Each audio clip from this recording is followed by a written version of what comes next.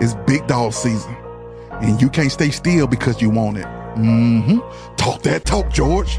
You still scraping your plate because you hungry. Talk that talk.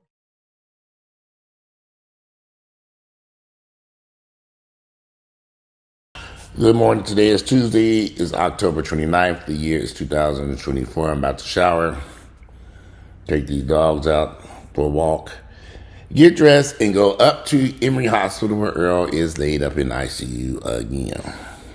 Earl's in ICU at Emory Hospital. Earl goes to the hospital when he's just barely making it. I mean, he's the type of person to go to the hospital when he right about to hit the flow. I mean, seriously. He waits right up to the, all right, this is it. What was that Fred Sanford TV show? Fred Sanford said, I'm coming. Man, what was the woman his ex-wife that he was saying he was kind of forget her name. That's how Earl goes to the hospital. He ain't got sense enough to say, something's not right. Let me go my ass to the hospital. He waits till they have to pull you in on a guardian. And it's been going on for years. So that's his decision to, if I'm not feeling well and my body's not looking well and I'm going through all these issues, you think I'm going to lay up in this damn house and go to work? And every time Earl has ended up in the hospital, he left work. The people at his job said, you don't look well. Then they calling me, what's wrong with Earl? I don't know what's wrong with that nigga. I don't know. I'm going to be having coffee. I'm about to go to physical therapy and go look for a new couch and stuff. What's going on with Earl? So, I said, let me call you back. I'm on my way to the hospital before I go back and go look at that life insurance policy and look it up. Okay, everything in place here. Okay, good. And then go look at all my bed, everything, make sure everything on the phone. Come on, looking, reading, getting all my stuff together just in case. Yeah, that nigga laid up in the hospital again. And, we all live our lives differently. If I'm not feeling well, I'm going to be in that hospital. I'm running to the hospital. They ain't got to lug me in no now. Y'all ain't got to throw me in the back of nobody's ambulance unless I can't drive. Because if I can drive and I'm going to drive to the hospital, oh shit, what was that? I don't feel good. Emergency room out there. Park that Mercedes in there. I don't feel sick. Feel good. Anyway, so that's one dilemma we're dealing with over here. Let me get dressed. My friend had to give me some coffee. I didn't get my coffee yesterday. All that chaos and confusion yesterday. I'm at my coffee today, though. You better believe that. I'm going to put on this damn coffee and take these dogs out. Try to F that damn hospital. Last time he was in the hospital a few years back, I was at the hospital about 7 a.m., 8 o'clock. Not today, I mean.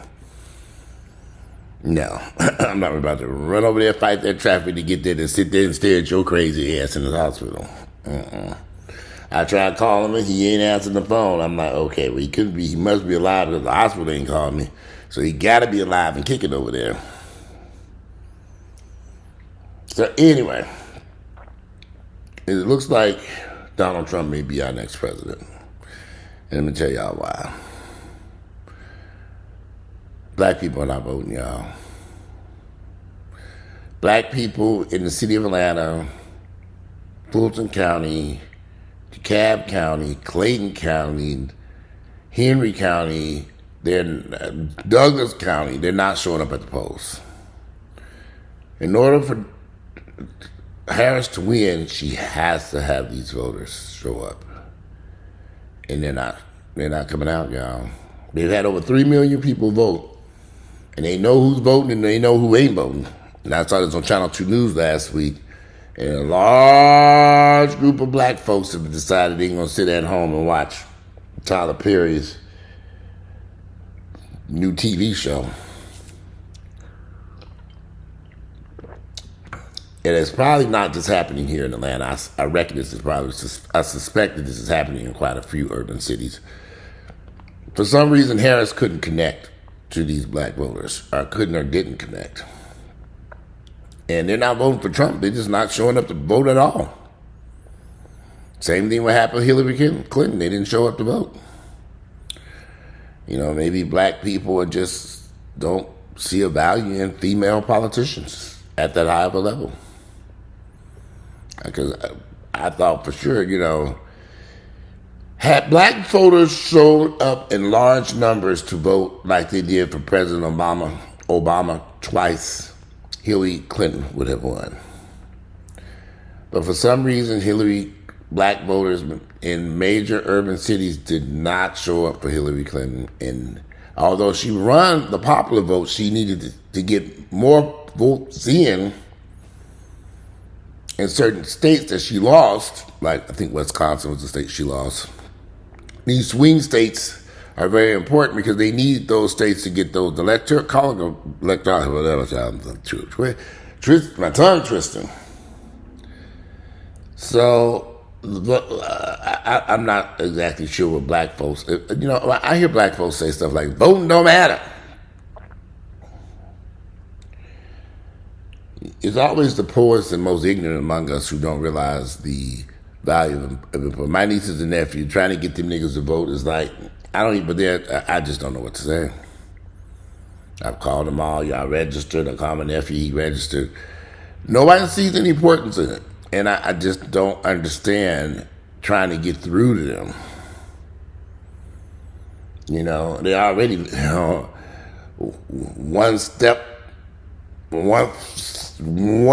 millisecond away from poverty on there. Most of our in poverty. Damn homeless shelters or something. You would think you would vote, get out there and vote and participate so you can have some type of say-so over your life here in the United States. That would make the most sense, I think.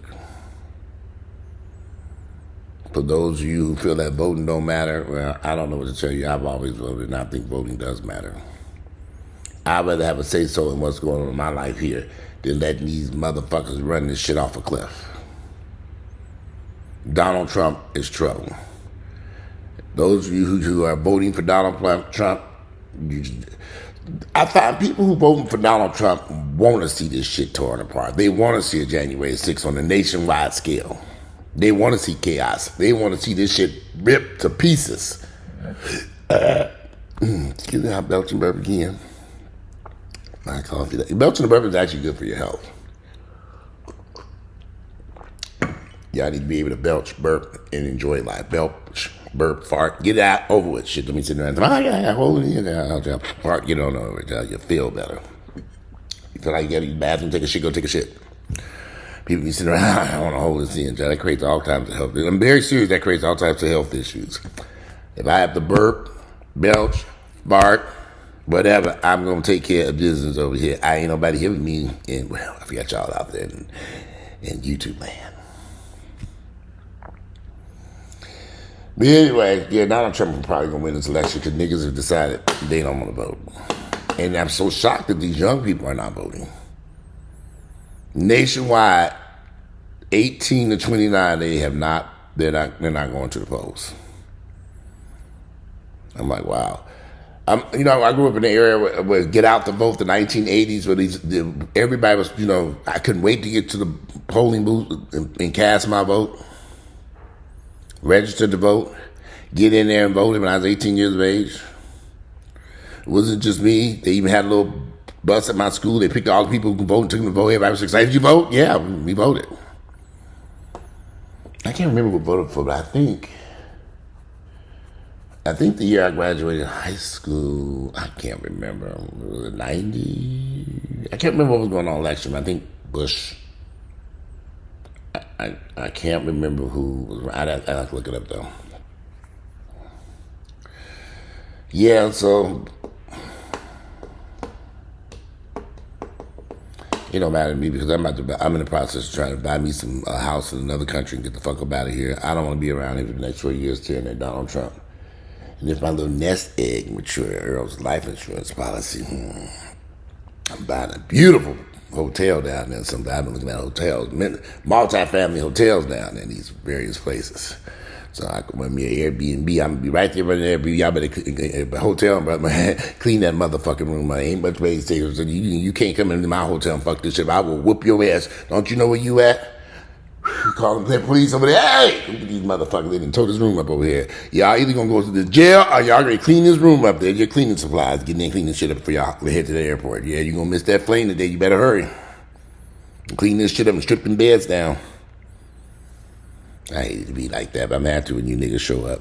Hopefully my white customers, I have to act like that. Oh, y'all did such a good job. Thank you so much. The shuttle is ready to get you back to America. Back to the chaos in the United States with Donald Trump and company. Now, I'm seriously thinking I get the fuck up out of here. I will sell this house and flee. I can't stand Donald Trump another 4 years with that crazy motherfucker. Go sit someplace, be on the beach someplace. Beautiful. Yeah, but listen, on a serious note though, y'all take care of your health. You only got one life.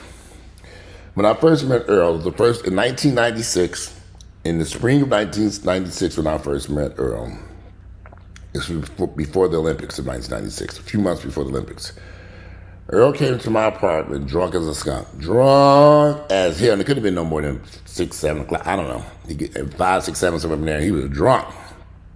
And I wasn't used to someone drunk that early in the day on a weekday, on a school night, as I said. You know, it was the middle of the week. I didn't drink like that. I didn't drink at all back then. And I just mentioned that. I said, wow, you drink a lot. And it wasn't nothing.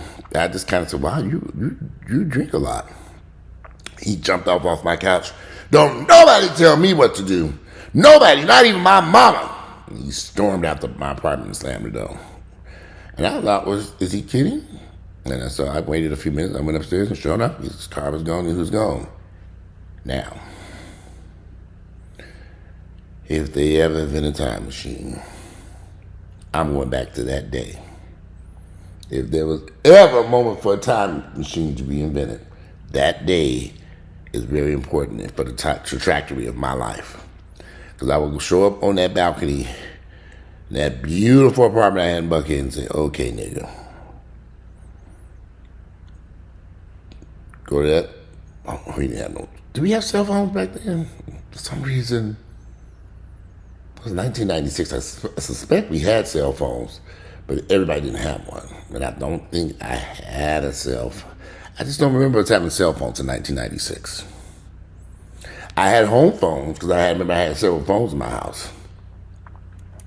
I ran a little employment verification company. Yes, Jonathan, thank you for calling Murray's Crackers. How may I help you? This is Human Resources. Oh, yes, of course he works here. He makes $17,000 a year. You need to make much back then. So I verified employment. Man, people paid me for that, man. Y'all was always hustling back then. Yeah, my little employment verification company had my little paycheck stubs I made and all that stuff from people on verified employment. They answered the phone. They had a live person answer the phone, my black ass. I had multiple phones in my apartment. I hear it ringing. I don't know, oh shit. Good afternoon, Kroger's.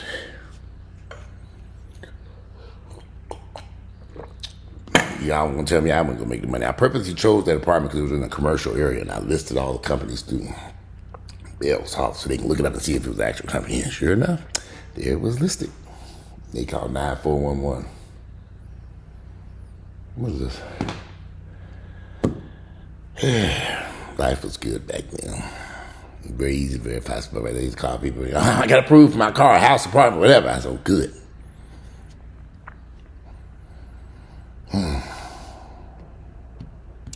Yeah, but I was drinking up a storm back then, back in 1996 when I first met him.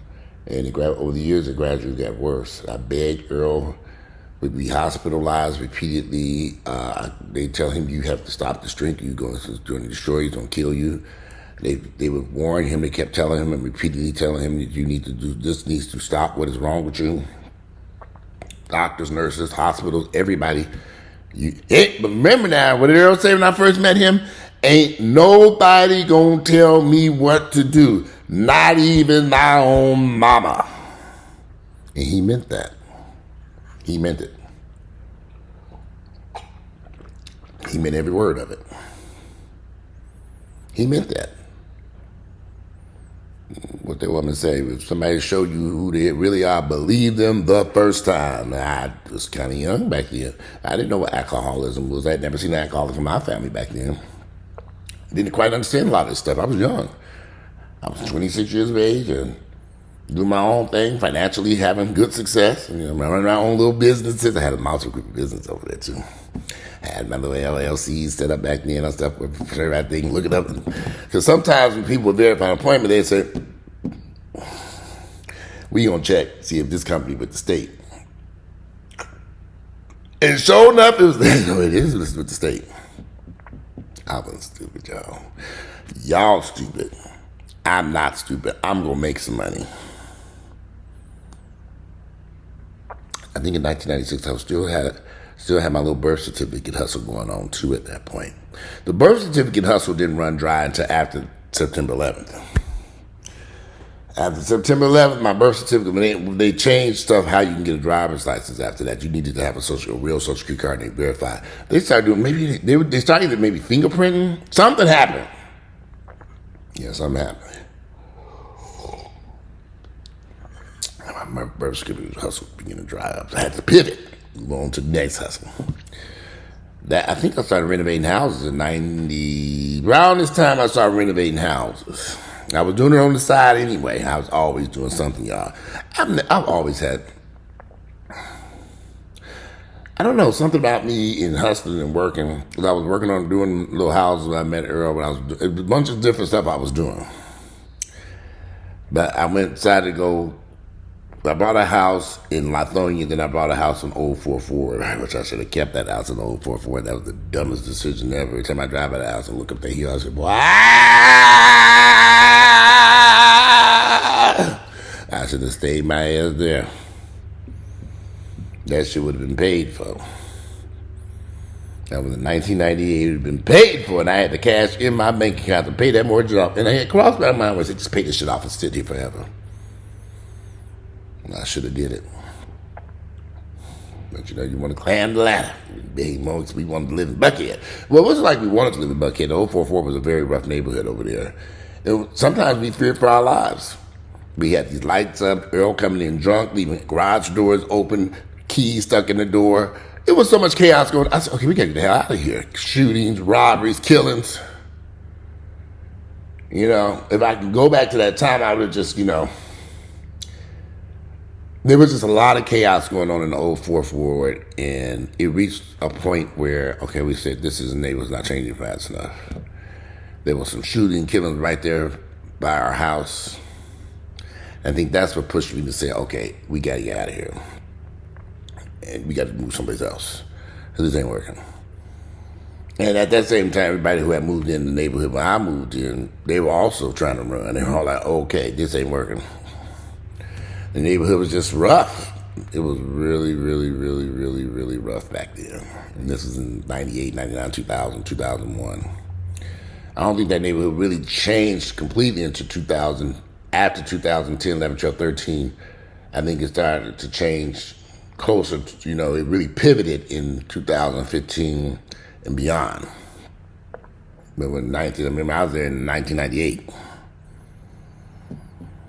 Crazy part is the neighbor who owned the house behind my house, which was a brand new house also, he's still in that house. And he bought that house the same year I did. And he's still there. And they did nothing to that house either. Nothing. I said, wow, you need to get out and fix this shit up. And he was a little bit younger than me, but he was from Alabama, Mississippi somewhere. He was one of them country boys. Anyway, Earl's in the hospital. I'm going to take these dogs out the yard. Guys here cleaning up. What's her name was supposed to came here to clean today, and I canceled that. If I had known what I know now, she could have came and cleaned up this damn house. Because I'm going to be running back and forth to the hospital, so I'm going to have her come in later this week. And that's all I can do. You ain't going to tell me what to do. Not even my own mama. Okay, then, nigga. Go ahead and drink. Earl drank like a fish. He drank and drank and drank and drank and drank and drank. Ended up in the hospital multiple times, repeatedly, over his drinking. And it has caused heart problems, liver problems, kidney problems, and overall health decline. Alcohol is poison. How many times do they have to tell you that liquor is poison? In fact, I'm considering dropping new videos when I sip on that vodka and cranberry because I'm giving you all bad advice about drinking. Because I don't drink heavy like that. That one little video where I'm sipping on the back, most time when I finish the video, I pour the rest of the drink out and it sits there and just dies on the counter. I don't drink like that. I don't drink until I get drunk. I don't have, and if, a lot of times I don't drink at all. You know, sometimes I just need something to take the edge off, but I got thank goodness for Xanax. Yeah, that works a bit just as good too. There was a report though that came out recently that said alcohol, no amount of alcohol is good for you. None. Zero. I mean, they used to say there was some health benefits of alcohol. Now they say no, it ain't nothing. There's no benefit of alcohol. Not one, not any. Now, how they gonna get that to the billions and zillions of people drinking alcohol on a regular basis? I don't know, but that report was very. I just saw it. It said no amount of alcohol is good for you. None. All right, it's 10 o'clock. Clock's ticking. Let me get dressed. Let me take these dollars out, get dressed, and get on up to Emory Hospital. Instead, this idiot sitting up there, laid up there looking like a damn zombie. But that's the decision he made. I'm going to take care of my health. If a doctor tells me to do something, I do it. I don't fight, I don't argue, I don't fuss. What's the point? I want to live. I enjoy living in good health. They said I had that bone spur. I said, let's fix it. My shoulder's getting better. It ain't back to normal. I had to put that brace on when I hit to this hospital. Sitting up there. I'm not going to be up there long either. I'm just going to walk in there, see how you doing, and keep moving. That's all I can do, y'all. I mean, these are decisions he made. And you're going to have to, you made your bed, you got to lay in it. This is decisions that you were warned forever. So anyway, enough of him. Today is Tuesday, October 29th, the year 2024. I'm out of here.